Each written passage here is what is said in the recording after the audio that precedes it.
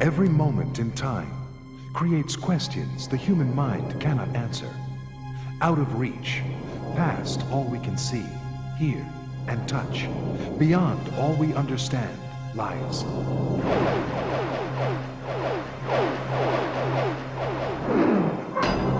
The extraordinary.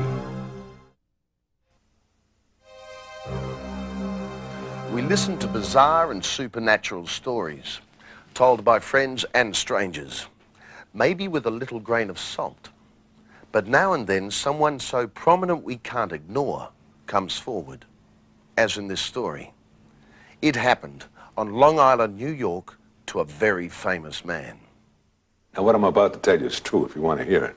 I do want to hear it. You do want to hear it, then I'll tell you. I was never superstitious. I'll give you a ride. But then something happened in my life which scared the hell out of me. And for something like that to happen to me is something that I can't understand to this day. God knows how many years ago. Let me think now. 58, 59. It's a lot of years ago. Now, I just left off a date. Beautiful young girl since left us. And it's about 2 o'clock in the morning, and I'm going home to Long Island after dropping her off. And as would happen, I ran out of gas. And I go into this White Castle restaurant. I says, "Is there a gas station open?" He says, "Yeah." He says, "You walk through the woods there." He says, "Get on the Grand Central Parkway, take it to the Cross Island Parkway." He says, "And the gas station there open all night." Okay. So I am, start walking through the woods, a wooded area, not the woods, going up, and as I'm doing that, I hear a voice say, I'll give you a ride. I turn around, and there's this guy in the Cadillac. And I didn't hear the Cadillac. You hear the voice, and what do you see? I see a guy in a white suit, and I hear an effeminate voice. Say, "I'll give you a lift." I said, "That's very nice." I said, "I'm going to a gas station." We get to the gas station, talking very nice. And I'm fumbling around in my pockets. And he says, "I'll lend you $1." Well, I didn't ask him for money. And the truth is, I was broke. And I said, "Well, look," I says, "you know, I've worked for the State Department, and, well, anyway, give me your name and address, all right? Allow me to mail it to you, because I'm very embarrassed." Anyway, I go there, I get a can, pay for the gas. And we start driving back to my car to put the gas in the car, and I thought that was very nice of him. And then in the clear blue sky, he says, "I know," I'm not going to mention the name, "I know so-and-so." And it's a baseball player. We weren't talking baseball. Oh, I said, "Who's he?" He says, "Well, he's a Utility infielder for the Boston Red Sox."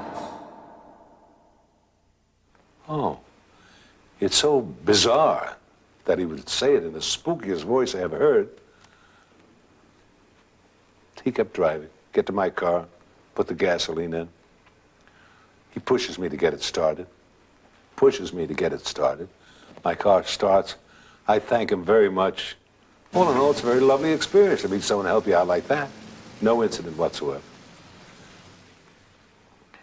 Go home, go to work in the morning, get out in the afternoon, this headline in the then Journal American.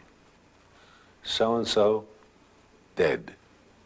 The guy he mentioned in that very spooky voice, age 20-some-odd, young ball player, under very mysterious circumstances.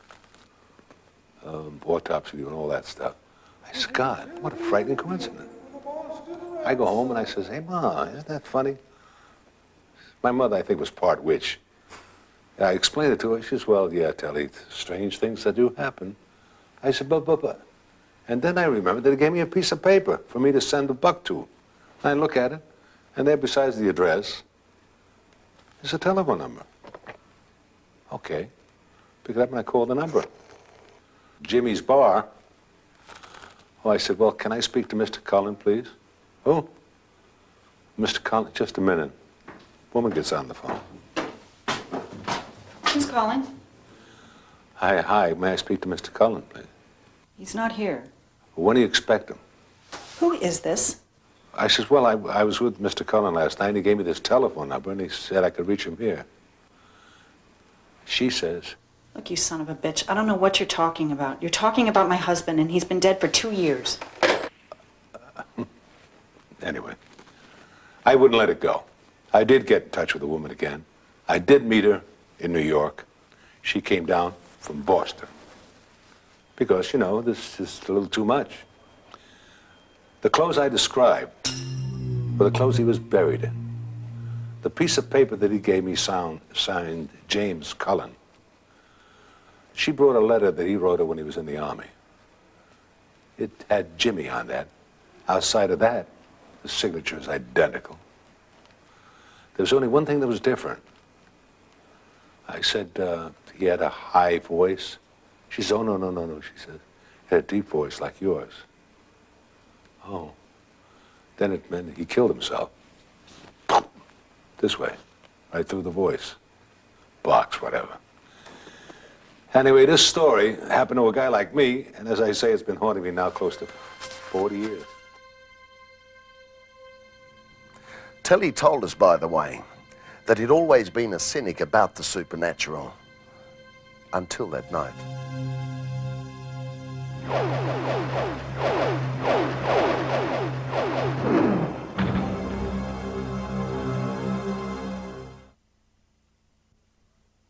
In this big old white stone building, the top floor was this big old ballroom that was in total disrepair.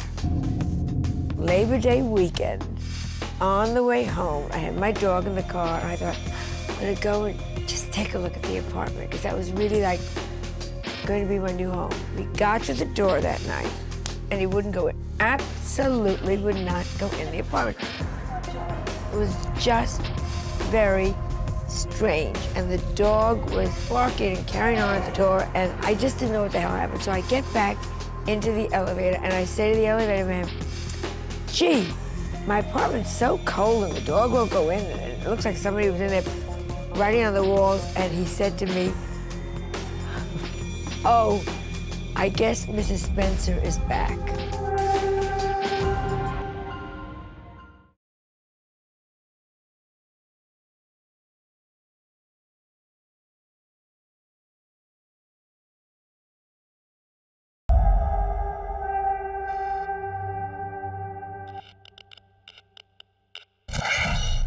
There were changing rooms on the opposite side from where we had walked in. There were these stalls that you could go into. And it was very, very dark back there. We would take a picture and use the flash as light, and it would illuminate everything for a split second, and then everything would go very, very dark again. And, you know, you're sitting there in complete darkness while your eyes readjust, and you don't know what's beside you, you don't know what's in front of you. And it was a very eerie feeling. The more we would take pictures, the harder it was for our eyes to adjust. And the air in this room, it almost had an electricity about it that really made you feel like you were not alone. It felt like, you know, like we were invading in someone's personal space.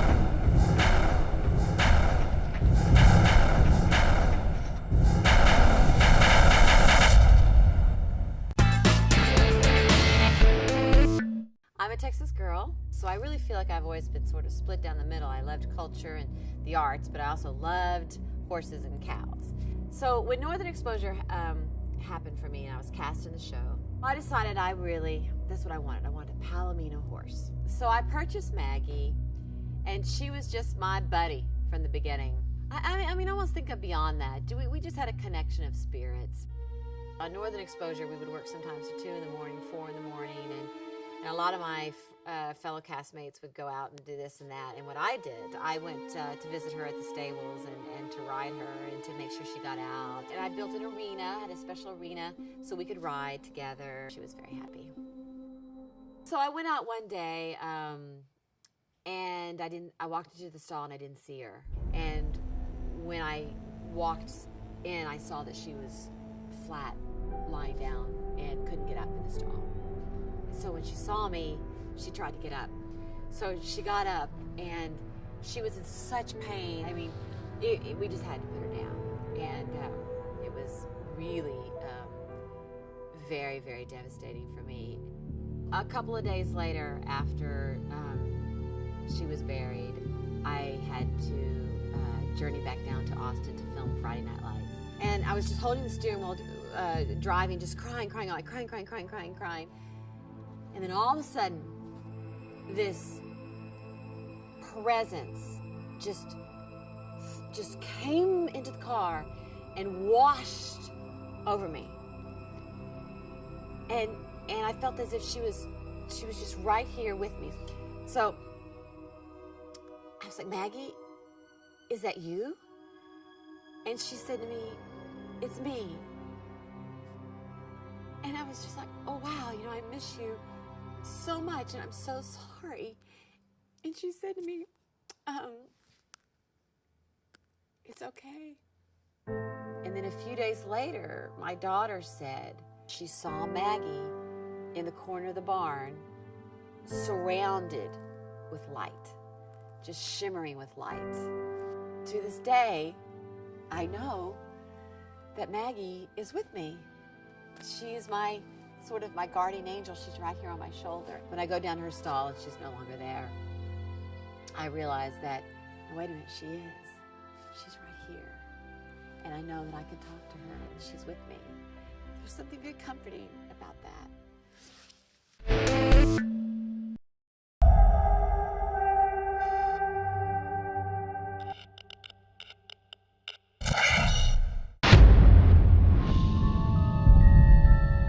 I thought, oh no, it's the security guard. He's found me. And then suddenly I heard the security guard yelling from the other direction. And the fear just changed instantly. It changed from fear of getting in trouble to fear of the unknown.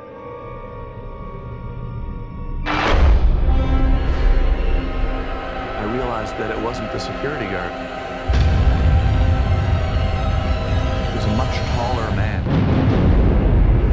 And this man walked towards me.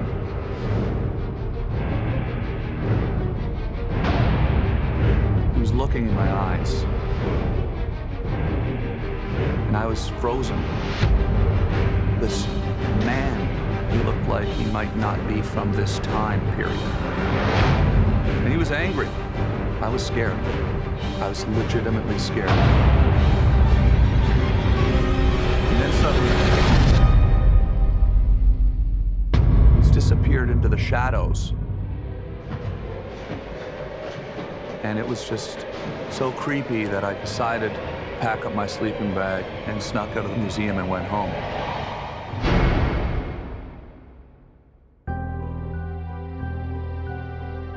I got up the next day to write my article, and I did some research.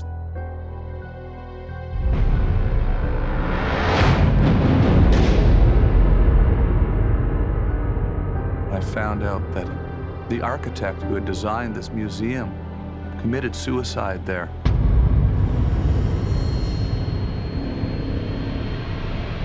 He jumped off the top floor to his death.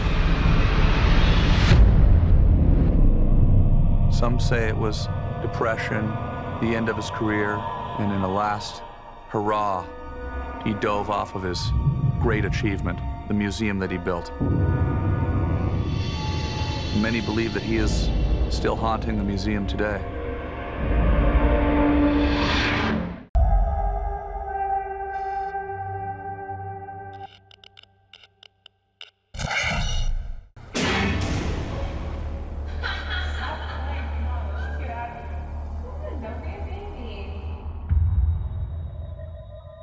She wandered down the hall, opening up all the doors, looking in all of them.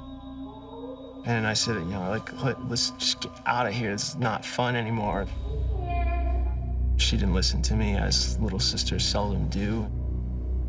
She got to the end of the hallway, and at the end of the hallway, there's a heavy, thick door that's different from all the other doors in the hallway. I never even had gone that far into the house to explore the room at the end of the hall. And she opened it.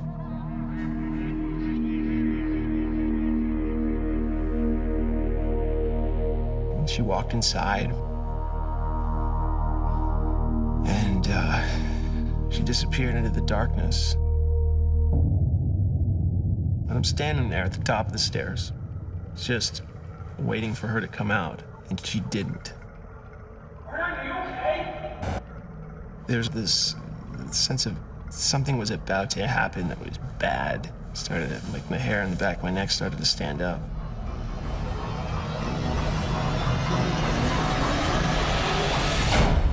The door closed by itself. I remember really clearly because it was like an unnatural motion. I don't know how a door could move like that unless someone was pushing it, and it was not her. I was pretty freaked out. I said, Ariana, what's going on? And she didn't answer. And then all of a sudden,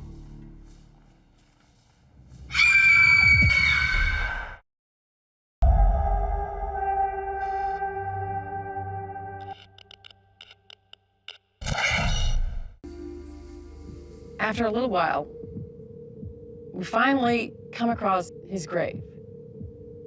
And then it was just so normal. It was kind of nothing exciting about it. It was just such a kind of a letdown. So we start dorking around like 11-year-old girls do. We were just joking, messing around. Standing on his grave, ripping him.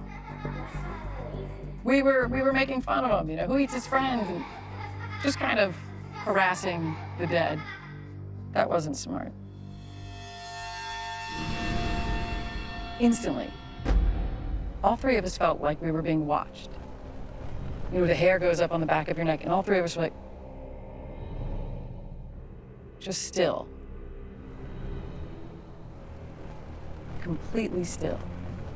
There are no words to explain it, that three people simultaneously can feel someone's watching us, what we're doing is not okay. And we all had the chills, and it was instant, we have to freeze. Don't move. And so we kind of whispered to each other, on the count of 3, we're gonna run back, we're gonna get on our bikes, and we're gonna haul home.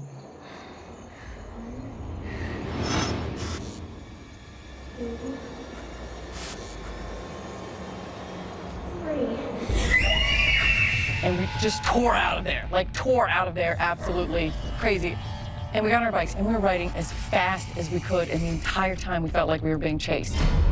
There wasn't anyone behind us, but we were being chased. Absolutely, we were being chased.